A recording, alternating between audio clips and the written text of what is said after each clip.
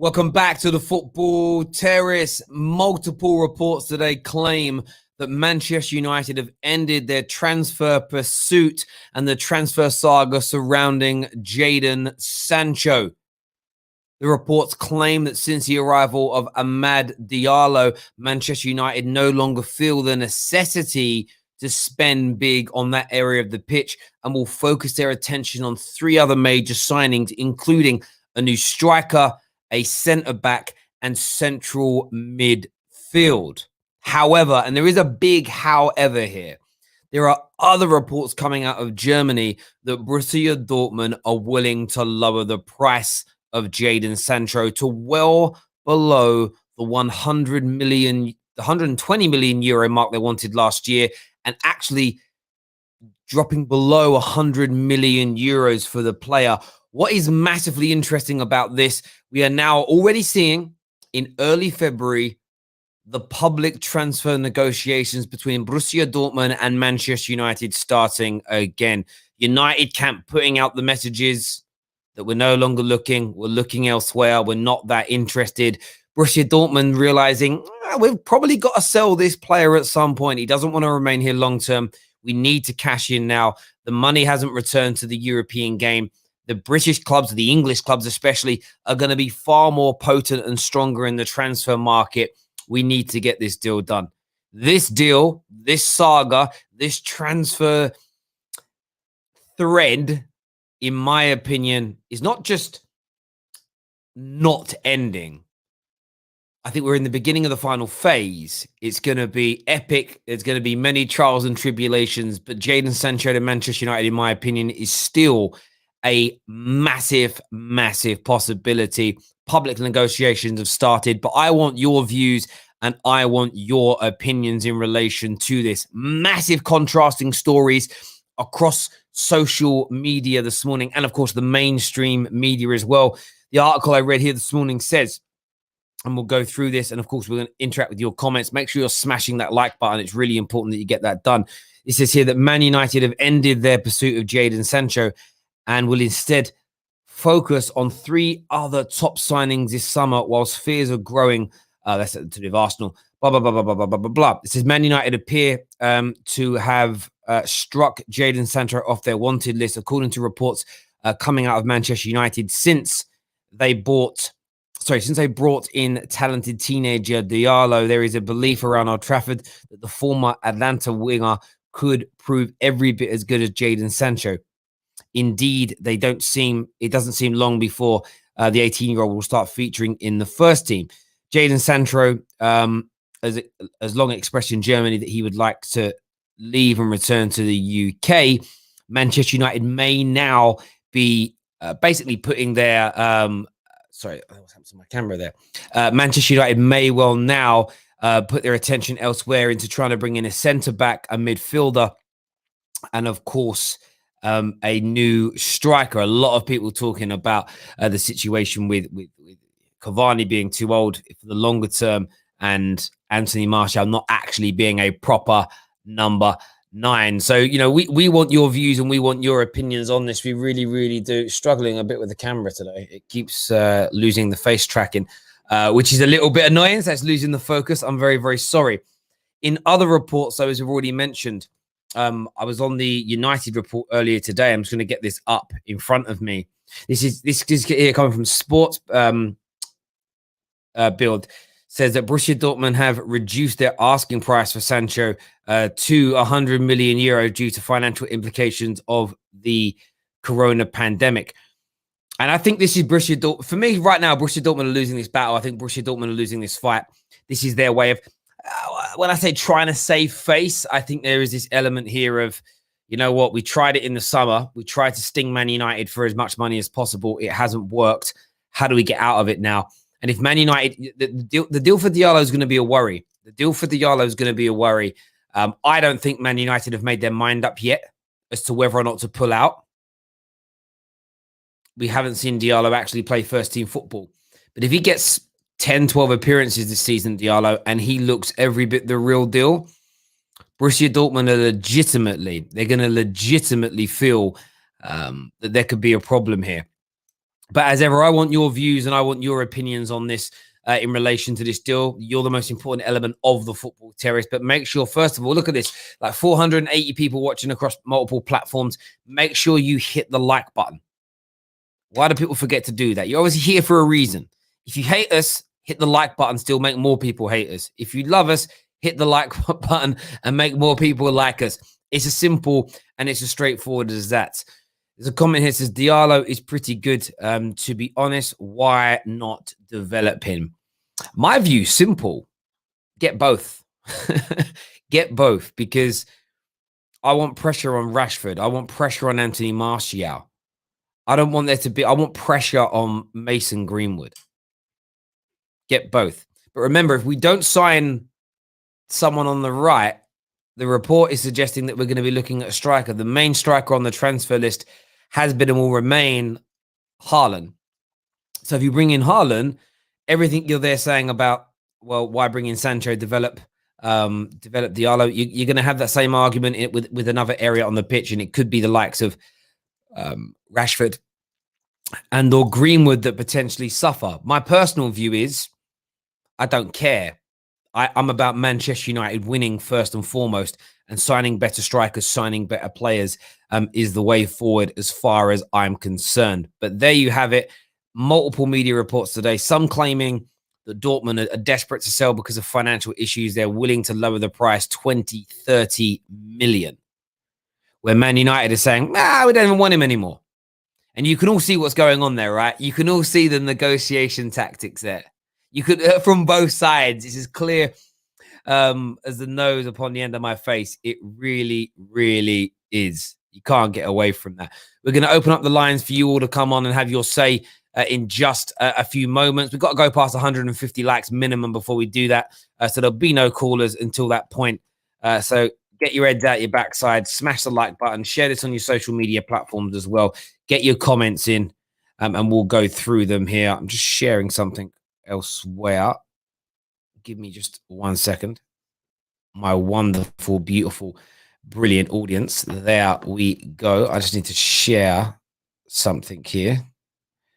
What is this?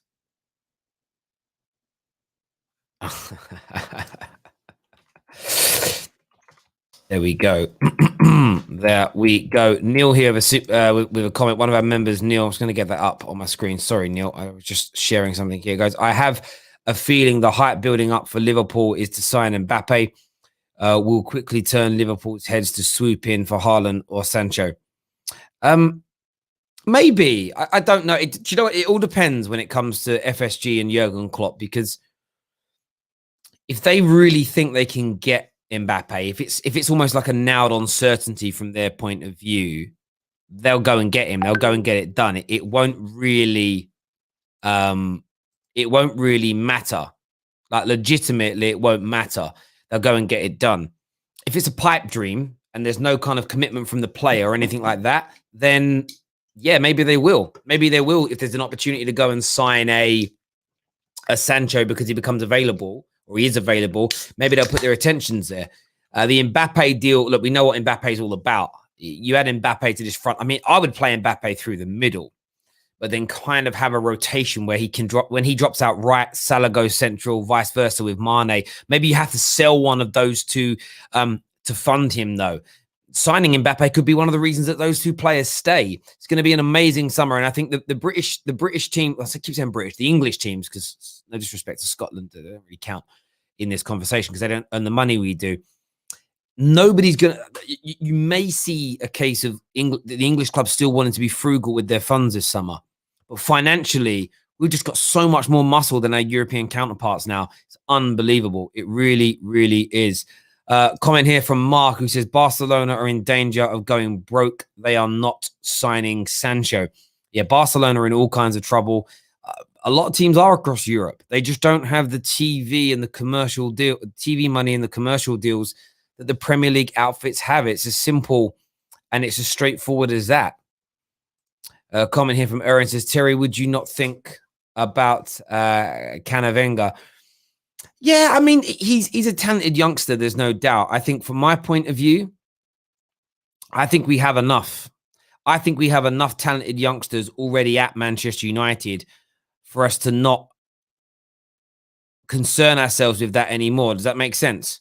I think from my point of view, I feel a little bit like we should be looking, not so much looking elsewhere makes it almost sound a little bit sort of disrespectful, but we should be looking at some more established players. I get Sancho's young, but Sancho's young and delivering at such a level. Does that make sense? Like, he's so young and delivering at such a high level. I think it's one of those things where I feel you can get away with it. Same as Haaland. He's delivering like an established pro in his mid-20s. The issue is if you go out and get, you're going to have Diallo that we've got to develop. We've still got Greenwood that we're developing as an example. AWB that we're developing. To an extent, Rashford that we're developing, who turns 24 next year. I think we'll be at a point where we have enough in our squad. Barring Haaland and Sancho and Mbappe, who are young players performing at an adult level, I would say, I know they're all adults officially, but you know what I mean. I would say we need to try and avoid kids as best we can and get a couple more players in 24, 25, 26. That would be the age bracket.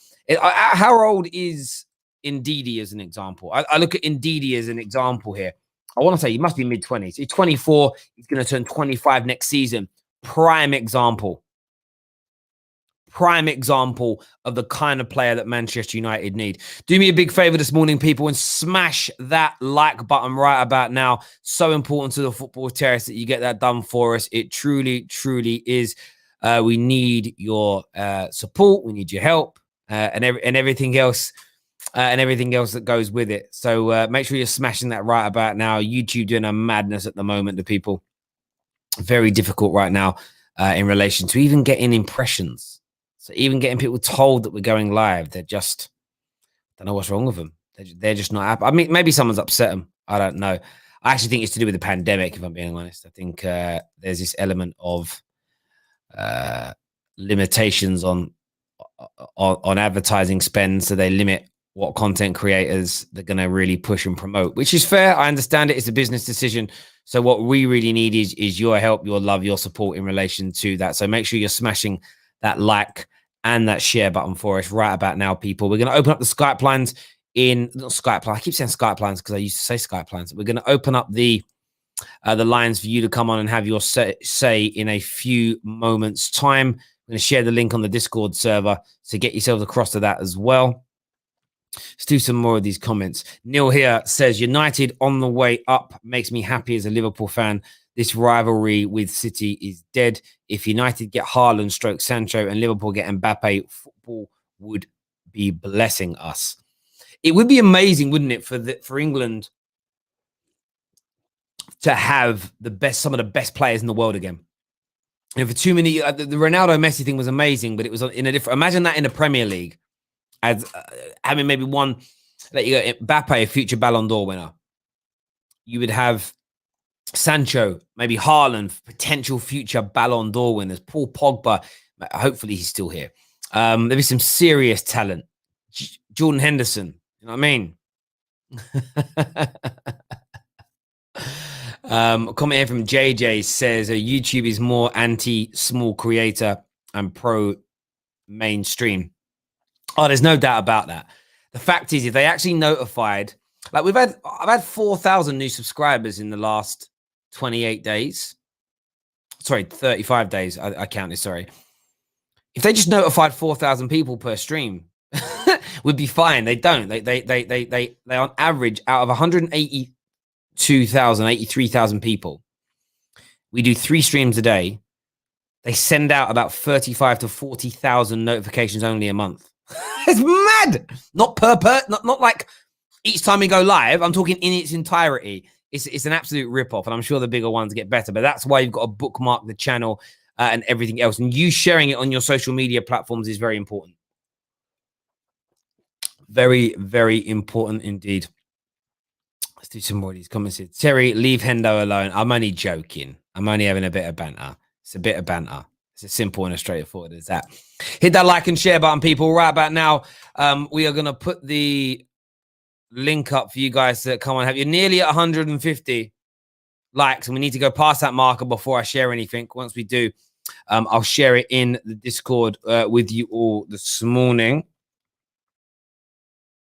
Share it in the Discord. Terry, Callum Hudson-Odoi over Sancho. Look, you know, I don't really get into debates about ability, because debates about ability are just pretty much a pointless exercise as far as I'm concerned. They really are a pointless exercise. When Hudson-Odoi starts playing regularly and scores, creates, and assists to the regularity of Jadon, then we can have that conversation. But until that point, nah, bruv. Nah. Mo here says, Terry, quick question. Have Liverpool ever got a superstar? It's a very difficult one to answer, because Liverpool fans have this incessant habit of moving the goalposts as to what a superstar is, if you get what I mean. So, in my opinion, yes, they have. I think Fernando Torres was a superstar when they signed him.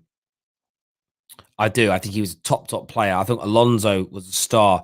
I mean, they just signed Thiago this summer, who was one of the best midfielders in the world when they signed him. So they have signed superstars. I think they've also signed players that are world class, but may not be looked at as superstars. And it depends on your interpretation of it, really. They signed the Brazilian number one for 70 odd million pounds, 60 odd million. They signed a centre back for 75 million. So for me, in my definition of superstar, that they thought they were superstars. Klopp thinks they're superstars. That's the point.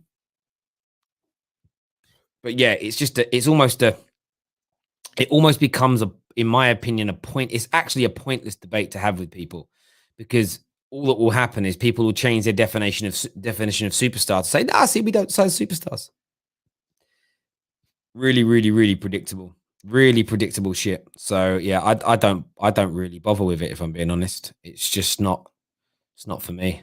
I don't care.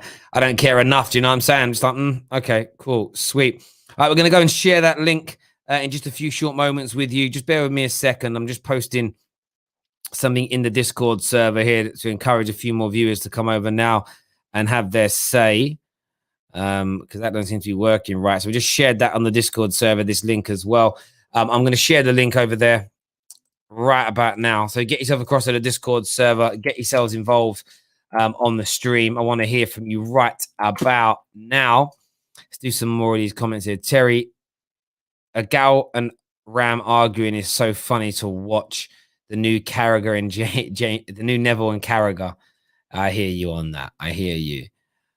The Liverpool myth is making BS. I hear you on that. I do hear you on that. They Liverpool Football Club. Do you know what? It does make me laugh, but it's the truth. Liverpool Football Club do so many amazing things, but they always want you to believe it's just that little bit more amazing than it actually is. It's always got to be. Do you know what I mean? Like, if it's silver, they'll try and convince you it's gold. If it's gold, they'll try and convince you that it's platinum.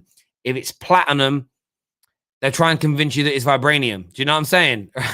And if it's, you know what I mean, and it's not vibranium, then it's this out from another galaxy. It's from another galaxy. It's not even from this world. You know what I mean? It's not on the periodic table, bruv. Like, it's what they do. It's just Liverpool fans. Always trying to up things to that next level over and over again. Terry, how will Man United deal with Haaland's agent? Because I know Liverpool will not do any deal with that guy.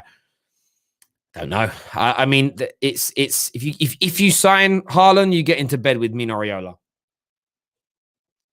If we re-sign Paul Pogba at the club, I think it's far more plausible that we could get Haaland in terms of relationship. Man like Daniel here says Sancho will be a good signing for any club in the world. Of course he would. He is absolutely sensational. First up on the show today, we're going to get Red Dev Biz on with us. Red Dev Biz, welcome to the Football Terrace, mate. What do you want to say? I'll go on, Terry. Good, yeah? Yeah, I'm good, brother. Yourself? Man. Oh, listen, first and foremost, I want to big up everyone that was on the stream the other night and that was bigging up, had Prime's back, man. Like, I salute you all for that big video. Got a bit emotional still. I love that, but yeah, man, big up. But I want to talk about United's transfers. Obviously, we were all looking to get a centre back this January transfer window, and typically the Wallads, as what KJ likes to call them, let us down again. So first and foremost, obviously Maguire, we got him. He's our captain. Lindelof, he's doing decent this season. I don't know if he's got a future. Twanzebe, I don't know. He's a bit of a prospect. Maybe you have to be a bit patient with him. Mengi's gone out on loan to Derby. I don't mind that. Obviously, he's going to be on the Rooney's wing for a bit. Rojo's gone to Boca Juniors, which only leaves... Actually, also no, Eric Bailly, best centre-back at the club, but obviously injury-prone. But it leaves one more candidate. Yeah, I'm about to say something a bit wild, yeah? Don't come at me too heavy, though. But Phil Jones, do you think there's still a role for him to play at this club?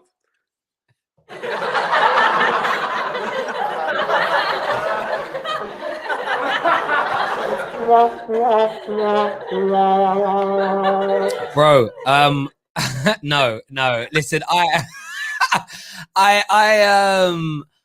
got a little bit. Look, Phil Jones is just. You know what Phil Jones is, right? Learned his lesson. You know what, right? When it comes to Phil Jones, he's one of those young players. Do you know what the maddest thing with him is? I still only think he's about 24, 25, you know, maybe a bit older than that. No, maybe about 28 now. So I'm a liar. It's how do I explain this? Phil Jones was a very hyped up, very well coveted prospect. And he just never, ever reached his full potential. He never ironed out the mistakes or the problems that young defenders have in his game. When Phil Jones is on song, he's still now class. The problem is the level of mistakes he made as a 17, 18, 19, 20-year-old, you can stomach from somebody that age. You can't at 23. You definitely can't at 26. You definitely can't by 28. I think he's actually 28. So, yeah, it's just one of them. But you'll always find this, bruv. I mean, Phil Jones, in my opinion, is no different to the Bojans of this world. Defenders get laughed at and exposed more than attackers.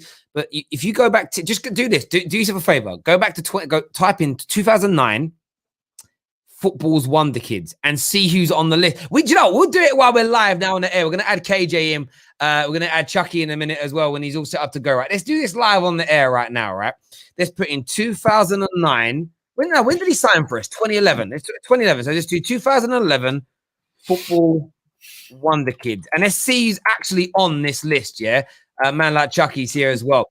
So these there'll be some people on this list. This is 33 wonder kids in 2011. Let's see how many actually turned into stars. Right. So David De Gea. See, this is it. Oh my god. So straight away, right? This is what happens every year, right? This is why I don't get too hyped about youngsters. I wait and see. Number one, Alfonso Aurelio. Who? Yeah, at number one ranked was Alfonso Aurelio at Paris Saint-Germain. I don't remember him. I don't know. Is that the one that's at Liverpool? Yeah, it was Liverpool. Yeah, Liverpool. Yeah, I've never heard of him. Number two on the list in terms of youngsters that were going to become absolute superstars. This one was pretty good. This one came true. David De Gea. Okay. Yeah, okay, cool. Yeah. Number three, Phil Jones. He's on the list. Right? It keeps getting better and better, right? Number four, Sebastian Cortez, who remember he joined Liverpool and he was picked to go and be a superstar, wasn't. Number five, never heard of this guy from Villarreal called Matteo Masaccio, never heard of him. Oh, I've heard of him. Yeah, oh my god, number six, Mamadou Sakho. He was at Paris Saint-Germain at the time. Of course, he joined Liverpool and Palace. Number seven is a Schalke, the next player. I cannot pronounce it. I can't pronounce his name. Never heard of him. Number eight, Danny Wilson of Liverpool. Because the defender became one of Roy Hodgson's doomed signings. When Danny Wilson signed for Liverpool he was tipped to go on and be a superstar. I think he's now playing for the Colorado Rapids, right? Number nine, this one came true. Aspilicueta. Yeah. Oh, this guy, number 10, Inter Milan. Do you know who this is? David Santon. Oh, David Santon. Yeah, man signed for Newcastle in that. Yeah, and then some come through, and then the ones lower down the list have actually done better than the ones at the top. The next 4 on the list: Aaron Ramsey, Philip Coutinho, Sissoko, that's now at Tottenham, done all right. Number 14 on the list was Christian Eriksen, right? 14. Number 15. See this? Guess who was number 15? Guess who was number 15 back in 2011 of a wonder kid who might go on to be brilliant? Gareth Bale. Right? No, I don't know about him. Let's go down. Douglas Costa was number 18. James Rodriguez was only number 19. Jack Wilshere, number 20. Eden Hazard was ranked number 21 on that list. Wow. Phil Jones, number 3. Eden Hazard, 21, right?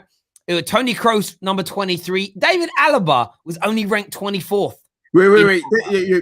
What website or news publication have you got this from? Because they sound very British.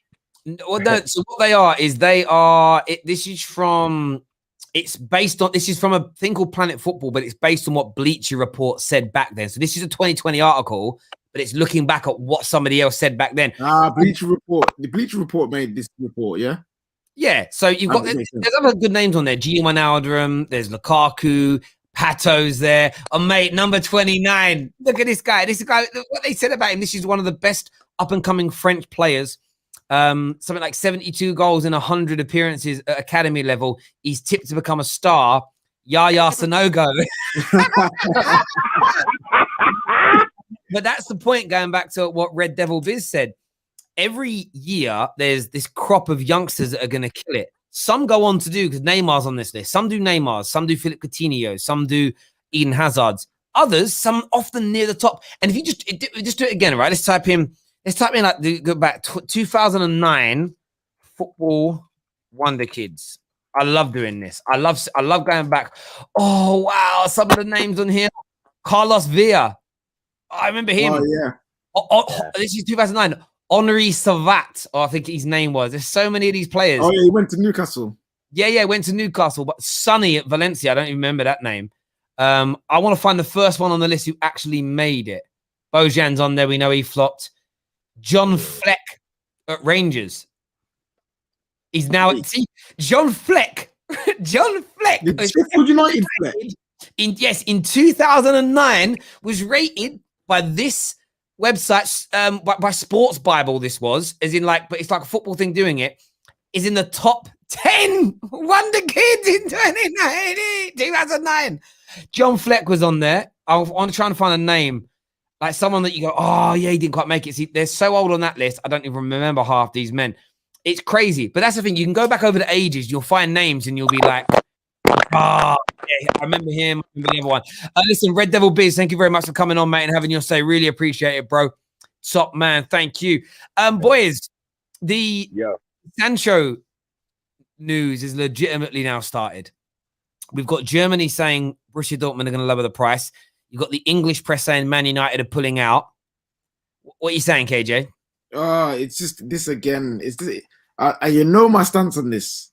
Let it go, innit? We need to let it go. We need to let it go. It pains me because I really want Sancho, but you can't trust these pagans, bro. You cannot. So for me, it's all this noise again just to make out that the club is doing something, and deep down we're not even gonna. We potentially won't sign a right winger just because we've got Amad Diallo. Oh, listen, I love the kid, already. I've seen him play once in United shirt. I love him already, but he ain't enough. We need more than that. We need an actual proper right winger, and Sancho would be the guy. But I don't think we're going to get him. So we have to actually start analysing actual proper targets. And again, I can't even trust the club to do that. So it's very peak right now. But for anyone who's saying we can make do with some average okay winger on the right-hand side, stop. Stop it. We need a top-level winger. I'm not saying they have to be the same level as Sancho, but we need to find someone close to that if we're not going to get Sancho. Yeah. Because we've not had a right wing for over 8 years. Over 8 years. And then people also be complaining that, why don't we attack down the right? Aaron Wan-Bissaka can't attack. People just leave him to have the ball. It's so pitiful. We need a right winger. But just because Martial, Cavani and Greenwood aren't scoring many goals, now they're saying, forget that, we need a striker. No, we need a right winger. We need a DM, and we need a centre back, and we need a striker. We need all these things, but we cannot neglect this right wing again. We can't. It needs to be addressed. It's been too long. We have to get this winger sorted. I agree with you, Chucky. What you saying, bro? Me, right? I don't get the timing. What? I always wonder when it comes with timing with things like, so the transfer window shot. We've got a teenager who's not really proven, who we've got a little bit of buzz around. So what we're going to do, put pressure on him by talking about a world-class signing on the right-hand side that we can't sign now. What's the noise about? What's the PR spin here? What's the timing about? Why are we talking about Sancho? We've got a season to play. We've got important games coming up. We've got a battle trying to challenge for a title and still trying to do whatever it is we're going to do in Europe and the last domestic cup we're in. Why are we talking about Sancho now? Yeah, we need Sancho, but we're not going to get him. It's not physically possible to get this guy for 4 months. So why now? You're right. You see how they released this news straight after the transfer window's closed? Like we wouldn't notice. We didn't do anything. Like why? What is it? Who is releasing this news and what's the angle? Do Dortmund want more money? Are Manchester United trying to spin their PR here? Are they trying to put pressure on a young side? I don't get it. What's the time? Why are we talking about Sancho now? What good does it do anybody? What good does it do Dortmund? What good does it do Sancho? What good does it do United? It's just to talk, just for media buzz. Is that it? Is that what it's come to? We just talk for the sake of talking. Yeah, that's you know what? right. Listen, I think you both make great points there. Like I said at the beginning of this stream, this for me right now, and my camera is bugging today. It keeps moving away from the face tracking, so I got out of focus. I think for me, this is two things here.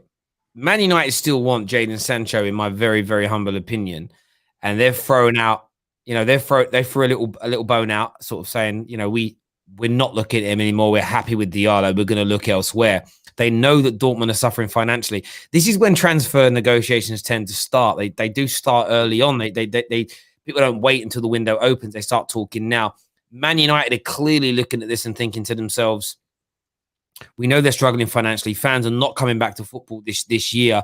Dortmund and Germany, if you go back to the early part of the summer, Dortmund were in a position where most people felt that they would have fans back in Germany really early because they'd handled the pandemic better than the UK seemingly had done, but yet no one's got them back. It just is what it is. They don't earn the TV deal money. So I think Man United are trying to get an upper hand. They're trying to push things down. The more if they can convince Dortmund that they don't really need Sancho, and where it really will help, if Diallo comes in and plays really well, United will get Sancho even cheaper. They really will get him cheaper because they're a bit, we don't need him anymore. We do, but they're not gonna make that known. And I think that's where sometimes as fans, the angle for me is I need to make you think. If I'm in a contract negotiation, I need to make you think that I want you, but I ain't desperate for you.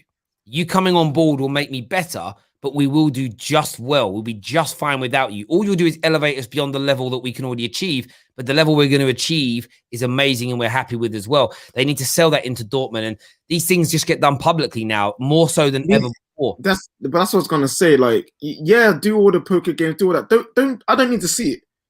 I don't need to see you playing poker, bro. Like, go play poker behind the scenes, fam. Like, why do I care? Bro, yes.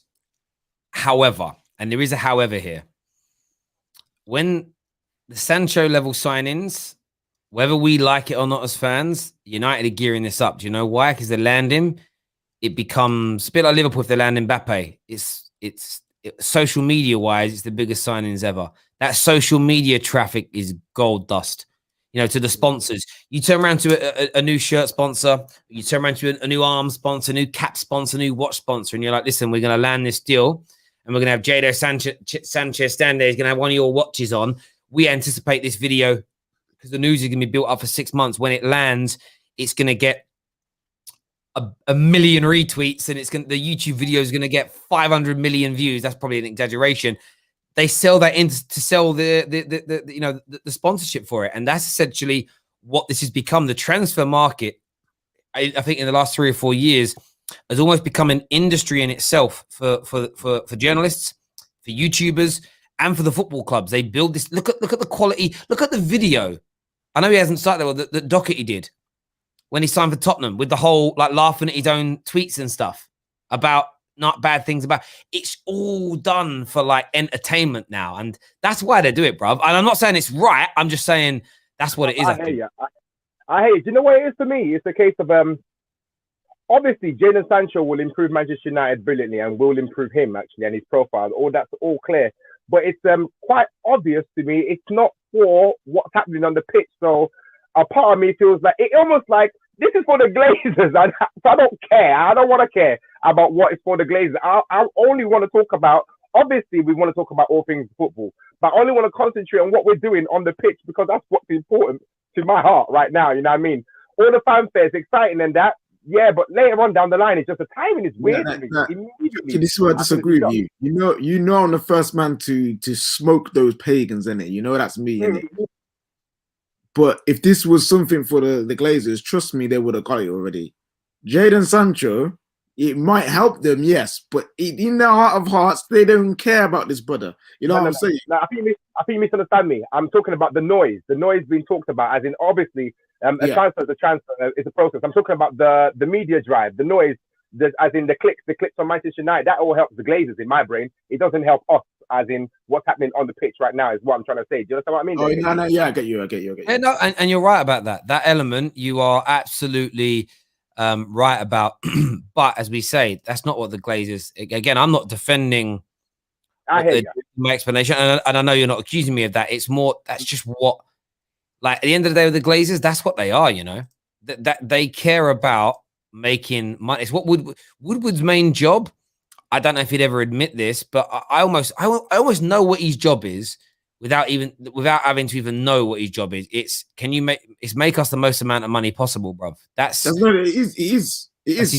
That's his job. Like we all know this. We can all see it. We can all smell it. That's why he goes about the business the way that he does. It's nothing to do with football, and that's what frustrates me about this football club. You're the biggest football club in the world, and your first priority ain't football. That makes no sense. And in football, if you are the best, you get more money. That's why I'm so confused about why they're running the club. Yeah, you might save a few more P's, and your losses might be not as big, but your revenue will be smaller anyway. You know what I'm saying? Imagine if we were Terry. Listen to me. Imagine if we were the best club in the world. Yeah, winning Premier Leagues, winning Champions Leagues. They think their revenue is good now. Imagine what it would be if we were the best team in the world. If we were the best team in England. They would be getting their P's, and that's why they make no sense. Yes, but they're good been there, though. in the way you look at business. Yes, they're fantastic businessmen. But I'm like, yo, you could be earning more money if you were the best. Like, it makes no sense to me. I'm sorry, it don't. Do you know what's a bit mad about that, though? The thing is, you're right, but also slightly wrong. If you look at it, we were the best when the Glazers were in charge. We have 3 Champions Leagues in a row, 3 titles back to back, but they made less money. So it's a bit of yeah, but look at the time. Look at the times. But look at the times that they were in when that was happening. Of course, they're going to make less money because there's less money in the game. Yeah. I'm talking about right now.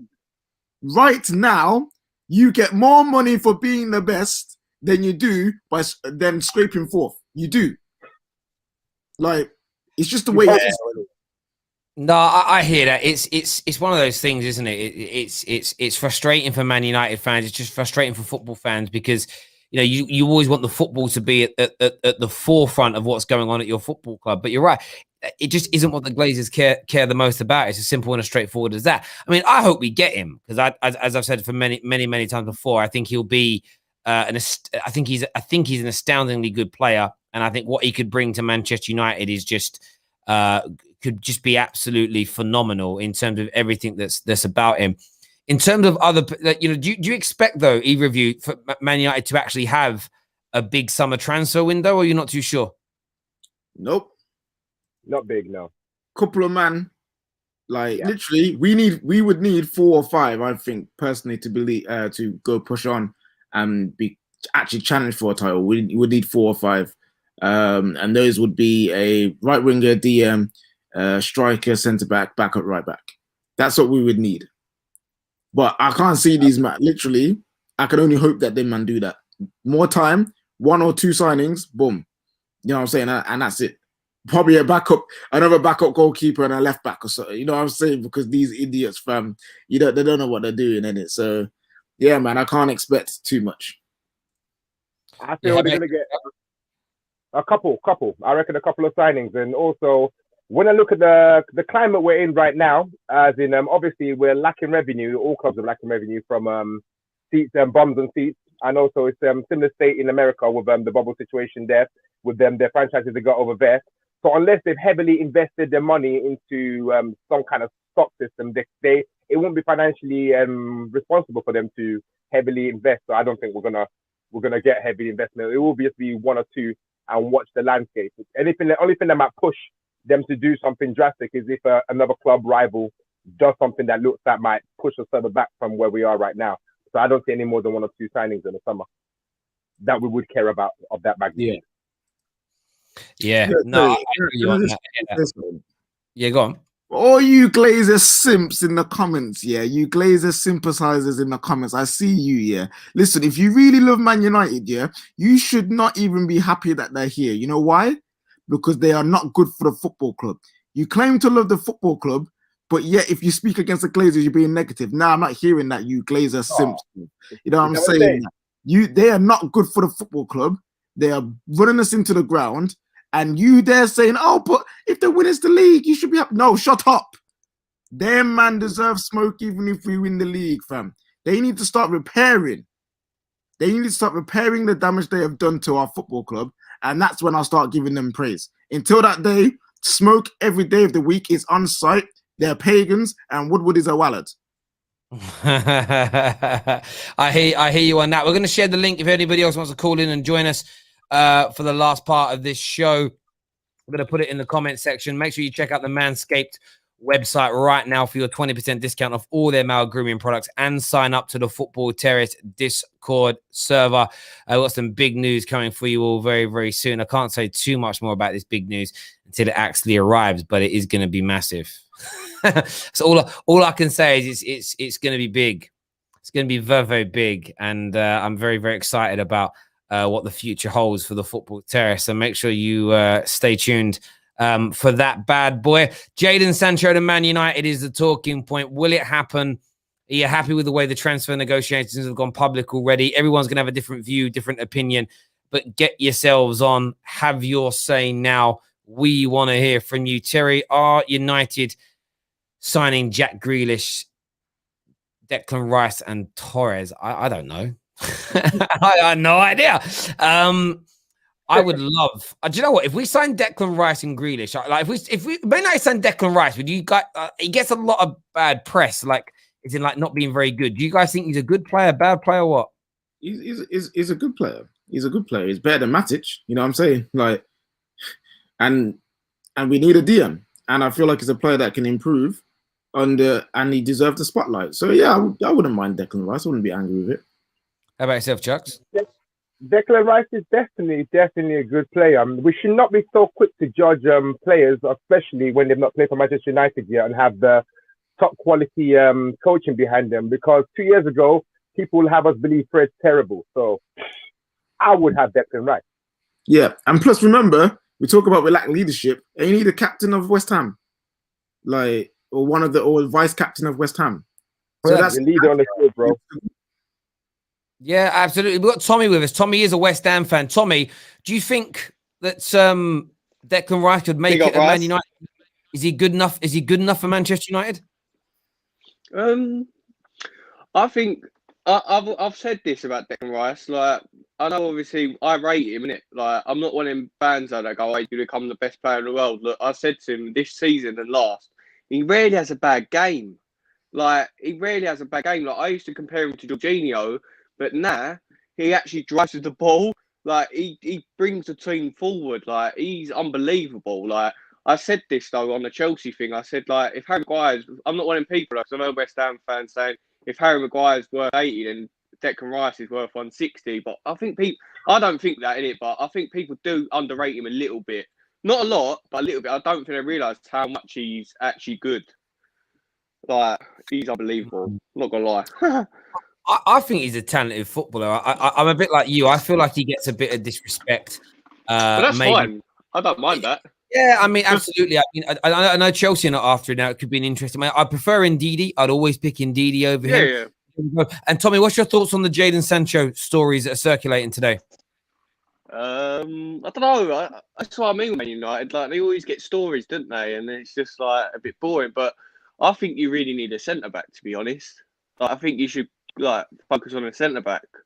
If I'm really honest with you, because I like Bailey, but I just think he's a bit too injury prone. And I think with Harry Maguire, you need someone with pace, don't you? Because you look a lot better with someone with pace in your back four. So I don't know. I agree completely, Tommy. Listen, bro, thank you very much for calling the show and having your say, mate. We'll chat to you again soon. Take care, pal. Next up, Ricardo, who's a Man United fan. What are you saying, Ricardo? Hey, bro. Good morning. How are you doing? Yeah, very good. What do you want to say? Hey, coming. Oh, he's gone. Hang on. There you go. You're back. Hang on. There you go. Can you hear me? Yes, bro. Okay. Coming off topic after the transfer, Man United won 9-0 last night, and everyone seems to keep downplaying it. I watch Football Terrace streams faithfully since you guys been on air, and it pisses me off to see that Man United fans can't have a little pride in what we dismantled Southampton last night. I do not care that they went down to 9 men or 10 men or whatever. We're a Manchester United club. We should be proud of our players for what they did. Because every time they lose, we're on them like cheese on bread. And they won 9-0 last night. They set a record, and we should be proud of them. As for the transfers, whatever happens will happen. We got Cavani and we didn't bargain for that. The speculation also was Sancho. And we're doing well. We should back the team wholeheartedly, and let's go for the title. 21 is coming. There we go. Ricardo, thank you very much for your call, mate. Thank you very much. Do you know what? Me and KJ spoke about this earlier privately. I've never seen Man United fans so downbeat after winning a game like 9-0. Equally, all I've really seen, like Richie Keys doing it, BT Sport, is talking about VAR, the double jeopardy rule, and bad decisions that didn't help Southampton. I thought, we battered them 9-0. Like, it's amazing, ain't it? Like, literally, people are talking like the referee decisions are the reason why Southampton lost. Them man were 4-0 down in half an hour, fam. What are you chatting about? Like, listen, that performance yesterday was beautiful. And I said it to you, if I could go back and redo that match reaction with energy with everyone else, I would, because I'm sitting there like, hold up. We complain about Aaron Wan-Bissaka not getting assists or goals. He got one of each. Luke Shaw getting 2 assists. Martial's been on a goal drought, getting 2 goals. Cavani actually scored a header for once. Like, why weren't we happy? Like, why weren't we sitting there just laughing at the fact that Maguire did a shimmy and dropped the shoulder and won a foul like a winger, fam? Like, why aren't we? Why weren't we laughing about that, fam? You know what I'm saying? Like, I agree. We were so used to. Like some of them are so used to like things going wrong, they got Stockholm syndrome. Like they'd rather that happen. Like they'd rather things go wrong so they can be vexed than things go well and you can't be upset about anything. Like yesterday I was gassed. You know what I mean? It was a good day. It was a good day. What you saying, Chucks? I got a couple of theories why some people might not be so gassed. It's Liverpool playing well, Liverpool being right behind us, City being that little distance ahead, and some people are just they're shook. They're shook to actually celebrate with their chest and say things with their chest because they think to themselves, we might lose the next match, and like we lost against bottom of the league. You know what I mean? And they're scared to be that happy because rival fans are waiting to jump on them with corn, any situation possible. Like I'll give you an example. Yesterday, somebody, an Arsenal fan I know, immediately tried to downplay it. Said there's only 9 men. I was like, bro, they went to 9 men when we were like 7-0 up or something. He goes, oh, you were 7-0 up. It's like, so people ain't even watching the match and they're having strong opinions. You know what I mean? So it's fair. There's a lot of Man United fans out there. They're scared, and they're the same ones who would sit there and back Glazers no matter what's going on. They're the same ones who will see Oli doing well and say Oli out. They're shook. They're shook because they don't know how to be Man United fans because there's too many fake fans out there. That's why. They don't know how to be. They don't remember how it is to win. They can't say things with their chest. And you know what? Yeah. And you know what? Yeah, I'm the rivals. Yeah, I've never seen football Twitter so quiet in my life. You know what I'm saying? Quiet. Or hey, listen, you rivals. Yeah, you're just upset that your team can't score 9 goals against 9 men, fam. That's all it is, isn't it? Like, listen, you man, yeah, out here complaining about refs and corruption and blah, blah, blah, yeah. But when it goes for your team, you're the first ones to defend the refs and be like, oh no, he made the right decision. Shut up. There's no corruption. There is no agenda against Arsenal. There's none of this.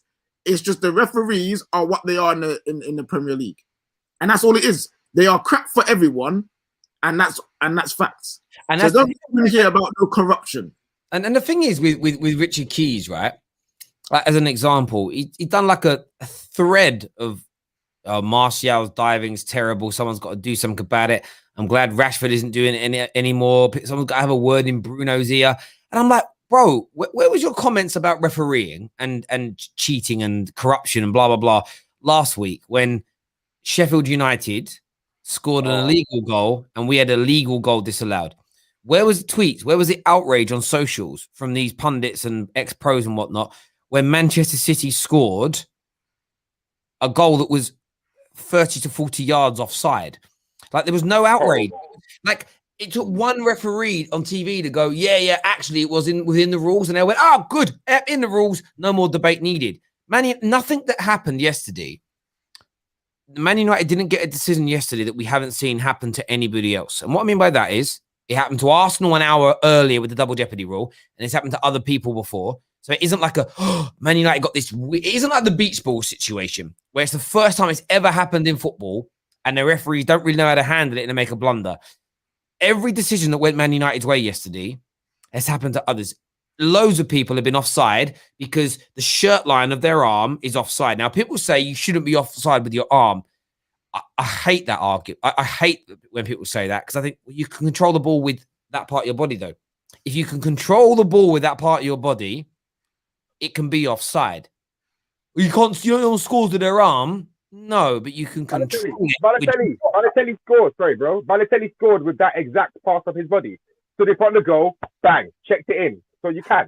Exactly. But that's the point. And I think, you know what's interesting about it? When Sheffield United equalised against Man United last season, after we were 2-0 down and went to 3-2, it looked like I can't remember the guy who scored, but he controlled the ball on his chest. He went up, he hit it on his chest, and it came down and he put it in. But it was like chest and shoulder. So if he can control it with that part of his body, then you can be offside by that part of your body. What you can't do is go, okay, well, his shoulder and the top of his arm and his chest were offside, but he never used that in what led to, he controlled it with his left foot and shot with his right. So he never used his shoulder, so it wasn't an advantage. If you want to make that the law, then make that the law. You can only be you're only offside if the part of your body that's offside isn't what was used in the build up to the goal. But be very careful. That means you could theoretically be 2 yards offside, but your left foot is onside, and you go on to score your left foot. Again, any rule you make, any law you make, any bylaw you make, there's always going to be you create a problem, right? So I'll give people a 2-inch, a 3-inch, a 4-inch, a 5-inch margin of error on offsides. Cool. But you can still be offside by a millimeter because there might be a threshold of 2 inches. But what if it's 2 inches and 1 millimeter? You're offside by a millimeter still. You don't resolve the problem. All it comes down to is we pick and choose when we want to moan about referees. And what I said yesterday was bang on, by the way. I didn't even pick this up. Ollie comes out, starts condemning the refs, speaks up to the referees and says, you're not being fair with this. It's a disgrace what's happening, blah, blah, blah, blah, blah. That bad tackle deserved a red card in the opening minute. However, I'm still surprised we got it. Being a minute into the game, when I watched the game back last night, I was like, I swear, like normally that early in the match, if it's a cynical foul that's a yellow card, you get away with it. And normally a bad tackle that's a yellow, but be careful. I'm surprised we got it. If the markings I know he gave it straight away. I honestly think if the markings weren't so bad on McTominay's leg, they might have even over because it was so early, right? But that was right. You know what mad's about that tackle, yeah, and not even that tackle, but the whole situation. It was just a red. There is no way to say that it wasn't, but you already know that people are out there trying to say, but corruption with Man United. Where's the corruption in that? Someone tell me where the corruption is. I even saw some. This is why I know. This is how I know some football fans are just one of them man that wear tinfoil hats. Yeah, I think the Earth is flat. Listen, I saw a post saying, that kid actually purposely got sent off because he got denied a transfer, and so that he was angry, so he did it on purpose. Shut up! Why are you talking about on your debut? On your debut, no. He was too excited. Bless him. He went into the tackle reckless and got what he deserves. And I feel for him as a young player. He needs to learn from that. But people trying to make these conspiracies about Man United get all the rubber the green. Yo, we could have had a penalty from Cavani, but we didn't get it. Yo, early in the season. Sorry, go on, KJ. Finish up. Early in the season, when the handball was rife, the ball touched Lindelof's hand, and we got to see the penalty when it should have been a pen. And bro, two things. You're rattling me now, brother. So the first thing is the only bad decision last night was the Cavani not getting a penalty, because you could see his foot over the line. It was, like this is the thing. Maybe they don't realize this in the TV studios. We've all got I've got a 4K. We've all got 4K Ultra HD TVs now. I can see it. Even when you go super slow-mo, it ain't like back in the day where it's like, shit, it's all gone pixelated because I've only got the back of my TV is 9 foot tall and it's barely a good picture. It's half black and white. Do you know what I mean? I've had it for 15 years. My TV is crystal clear.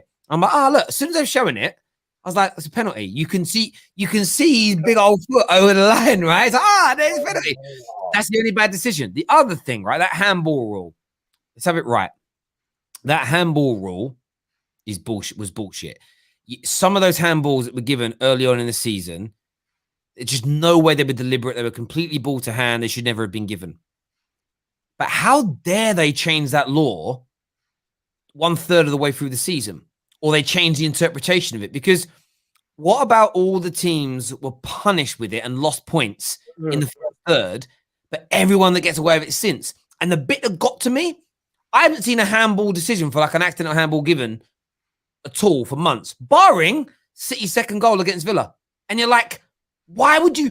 It was like in that one moment, you've gone back to normal, and then you haven't given it since. Villa the other day, Southampton should have had a penalty against Villa based on the early season interpretation of that rule.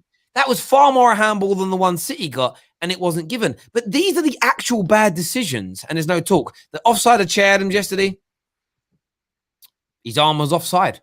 About that, United why do we love conceding goals? Sorry, going off to a tangent. We love conceding goals at set pieces and we don't switch on. Do you see Rashford? Man turned around and was like, oh, no, the play. You know what I mean? And he's just like, God, boys, come on.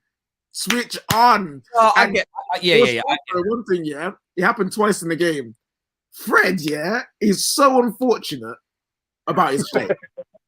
Because my man he goes to tackle and he times it right, but because his legs are so short, he just whiffs the ball. He just misses the ball. It happened twice yesterday. I was like, Fred, my brother, man. If he wasn't that small, you would get the ball. You would get the ball. But it's the fact that he's short. The only reason why he scored that goal yesterday that got disallowed was because when Fred went in for the second tackle, his legs weren't long enough to get the ball off him. It's like a drop kick rather than a slide, isn't it? That's scrappy do. You know what I mean? Just hold him back. His arms. I get you. I get you. That's what he's doing. Scrappy do, brother. No, listen, it's what it is. What I love seeing, again, and this is where United fans got to have energy. Fuck the fake outrage Ollie outers. Do you know what I saw? I tweeted it earlier. I've just been seeing all the Ollie outers celebrating today like they deserve this. We're back. What do you mean, we're back? You're not part of us. You're not one of us, bro. Do you know what I mean? You ain't in the union no more, brother. You ain't here. You ain't part of it. Do you know what I mean? You're out of here. Do you know what I'm saying? You're ostracized. You're not the prodigal son that's returned. You're out. You've been cut. What is it like? Like in the hills in America, you've been cut off. You ain't using daddy anymore. You ain't using daddy's plastic. You're not. For me, you're ostracized. You're not Man United fans because you got that fake outrage. The same man when the starting lineup was announced shit team, gonna lose. This player's crap.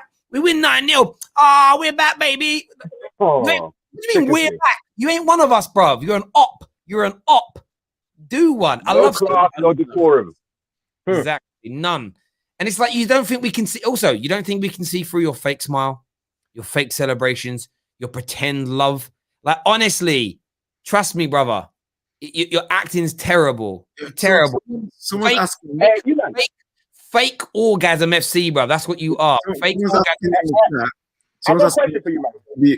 Sorry, Chucky. Someone's asking in the chat, can you be Ollie out and still celebrate United William? And I was like, you can. But we're talking about the ones who aren't genuine, who are over the top with Ollie out. I've met some very nice, very reasonable, understandable Ollie outers where they don't feel like he's good enough, but they still give him his props, and everything that happens is not his fault. You know what I mean? Like certain Ollie outers, everything that happens, it is Ollie's fault. If someone gets a cold because they went outside with no shirt on, see Ollie allowing the players to just do whatever they want. Why is he not telling them to put the shirt on? Those are the ones we're talking about where literally Ollie does nothing right. That's the issue. Ollie outers who are like, no, Ollie does this right, Ollie does that right. I just don't personally believe he's the man to take us forward. They can celebrate, you know what I'm saying? Because they will at least praise Ollie for the performance. And you've said it right. A lot of people in the questions are Terry, but can't people support the club in different way? Yeah, of course you can. But we had a guy phone the show, whose name I forget. I want to say his name was Mark. It could be something else. And he was very much an Ollie outer. But he's asking us questions. He was explaining his stance. And he was like, no, these are the great things Ollie's done. Again, this is reserved for the fake outrage mob. And you remember what I said there? Fake outrage mob. They pretend the anger they show for us not winning games. It isn't. It's over the top. It's exaggerated. It's like, you're not that angry. I know you're not that angry because you can't get that angry every week. And at the same time, you slag off everything about the club, pretty much the players, the style. As you say, Ollie's done nothing for the team. And then we win 9-0, and just for a moment, like, yeah, look how great we are. But we can't be great because Ollie's done nothing. He's a PE teacher. These 5-6 players are trash. What are you talking about? It is what it is. Like, for me, you're just not, you know what I mean? If you turn, your name ain't on the guest list anymore, mate, you're done. Like, as far as I'm concerned, because you're not real with it. Like, you can criticize. I criticize Ollie. I criticize players. But I just don't, but I've got to a point where I'm like, these people are just trolls. They're just trolls. They know what they're doing. I let them crack on. I see one of this guy on his Twitter account yesterday. I see his tweets all the time because people retweet him onto my timeline. And it just makes me, I don't mute it or block it because I just think I want to see what nonsense man's coming out with. Now, all day yesterday, moaning, crying. He was kicking off about Donny. He was moaning about Ollie complaining about referees. There was another one. He was fuming. This account, 10,000 retweets because he was like, but his words were something like, Ollie's a prick. Ollie's going to be an even bigger prick if he brings back Phil Jones. Took Phil Jones' comments literally. And then 5 hours later, he's like, oh my God, my team. I love my team. No, you don't, brother. You know that Man United gets attention online. So you're pretending to be a Man United fan and you're pretending to be outraged by things for attention. And it's great. It's fine. But you ain't one of us. You ain't one of us, bruv. Do one. You're out of here, man. You're out of here. What I was going to say, there's a big difference between an Ollie outer and somebody who wants a different manager. And for me, an Ollie outer, it doesn't matter what Ole Gunnar Solskjaer do. You don't want him to do well. So how can you be a Manchester United fan if you don't want the manager to do well? That's an Ollie outer. It doesn't matter what he do. Come rain or shine, they just don't want him at the club, no matter what. Some of them would have would rather us not win the league and have Ollie out than have Ollie in and us win the league. That says a lot. So there's a difference between wanting a different manager and Ollie outer. But what I was going to ask you, man, is I think it's absolutely amazing because of lockdown. Football education has gone in 2 different directions. There's a lot of people who have learned a lot and can see through smoke and mirrors. And there's the others out there who don't know how to think and they just jump on the bandwagon. That's why we have such a disparity between different types of Manchester United fans right now. What do you guys think? The education level has gone through the roof in the last year. No, I hear you on that. I think there's an element of that. A lot of people have woken up and gone, I get that. There's a comment here, though. This is Terry. Why does it make you a fake fan if you don't think Ollie is good enough? See, not thinking Ollie is good enough is not what we've said once. That isn't the people I've addressed. So again, my question to you is, when I say someone who has fake outrage about us losing a game, somebody that doesn't praise a single thing Ollie has done, how in your brain does that equate to, Terry, why am I a fake fan if I don't think Ollie's good enough? I've said, I don't know if Ollie's good enough. I've literally said those words. See, what people do is what it comes down to, Chucky, is polarization. It's, I don't think Ollie's good enough. You say, I'm a fake fan. Have you praised Ollie for us improving this season? Yeah. Have you praised Ollie for how well Pogba's playing? You know, how Fred's improved, the development of Rashford? Yeah. Do you praise Ollie when he won this game, that game, that game? Yeah. Then you're not one of the people I'm talking about. Oh, okay, cool. It's just like, I'm not talking about you. And, you know, people think, I'll give Saeed as an example. You can tell with Saeed, he's a prime example, wanted Poch over Ollie. But listen to what he said recently. It's like, but I didn't get Poch. So I want Ollie to succeed. You heard the anguish in his voice. I mean, he did sound like the gingerbread man out of Shrek. Yeah. when that goal went in, you could see the palpable pain in him. That isn't fake outrage. That was on camera, but like he was just, I'm so frustrated. The ones that are fake are like, listen, they might say to their wife or to their housemates, listen, I'm going to put my Man United kit on. I'm going to sit in the corner of the garage with my hands in my face, looking like I'm crying. Can you take a picture and put it on Instagram for me so I can show everybody how upset I am? It's like, that's fake, bruv, because you're having to set that environment up to demonstrate how angry you are. Like, for me, it's sort of like, let it come natural. Do you get what I mean? And say it. So I rant sometimes after games. I don't rant after every game because let's say 3 games running, we're doing the same thing wrong. I might rant at the first one and then just reiterate, I told you, or I might build up to a big rant by getting continually frustrated. I don't feel it's natural to rant about the same thing twice a week, every week for 52 weeks of the year. It don't make sense to me. And then on top of that, it's, do you have any area of yield? I've always said about rants as an example, because people always think you're talking about them. Rants I give respect to because he has categorically said, I don't care what Ollie does, I'm never going to back him. You know where he stands. He celebrates when Man United do well, but he's made his stance. What they also do, these fake outrage mob, is they won't actually answer a question. They won't tell you what Ollie has to do to make them believe in him. What if he wins this? Nah. Whatever they do, they move the goalposts. So again, you're misinterpreting what's being said here. So just at the end of the day, you know, someone here says, what's your rants angle? Listen, Rance is what he is. He doesn't want Ollie, doesn't think he's good enough. I disagree with a lot of things Rance says. To say that there is no system, there is no style, there is no training, the management hasn't been good, we haven't improved, these things. We had Culture Cam on the show. We actually got all the boys coming on soon. Culture Cam, Phil had all the boys coming on the show soon to do a special.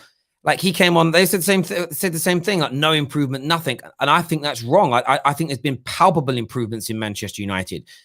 But at the same time, where I respect Rance is because he says what he thinks. He's unyielding in it. And this is what I think. Other people, it's all very ambiguous and left out there to dry, because what they're actually doing as well is they're keeping their toe just enough in the door so it don't slam behind them, so they can come back in if they want to. Do you know what I mean? And they're the ones, what I say, it's fake out, and then it's fake outrage. It's like you're acting angry for no reason. You're doing it for attention, and you are what you are. See, Terry, you're always trying to fix people. I ain't trying to fix anyone. I haven't told anyone to change. Like, Terry, you always trying to fix people. Yo, this ain't Dr. Phil, bro. I don't care I do care what they do. I'm just laughing at them. They're like little jesters for me. Like, I look at it this way. I don't laugh with them. I laugh at them. They're like the court gesture. Do you know what I mean? That comes in. It's funny. I saw a guy ranting the other day on camera, and I'm looking at him. I'm like, see, it's fake. I know it's fake. It's bad acting. Do you get what I mean? It's like terrible acting, and you're just doing it for attention. I see people do it all the time. It's just shit. Simple as that. Yeah. Anyway, we won 9-0. It was beautiful. Go, you know what? Yeah, go get your Manscaped TFT promo code, 20% off, people. You know what I'm saying? Keeping that dolphin speak nice and fresh, people. You know what I'm saying? We won 9-0 yesterday, and I'm happy, bro. I'm happy. And anyhow, fam, that we actually pull off this deal. Listen, I will give props where it's due, innit? I will give props where it's due. Still won't forgive them, But I'll at least say, well done. I'm not one of these people that is like, oh, there's nothing that they can do. I've already said, if these pagans and that Wallad start to change the way that they run the football club and start behaving like a football club, I will give them praise and I will give them props. But until then, yeah, them men are pagans. That's it. Simple as. No, I agree with you completely. Listen, everyone who's tuned in, thank you very, very much as always. We're back 5 p.m. previewing Tottenham versus Chelsea, so make sure you're right here at the Football Terrace. Until next time, people, take care. Goodbye. God bless, and we'll see you all again very, very soon.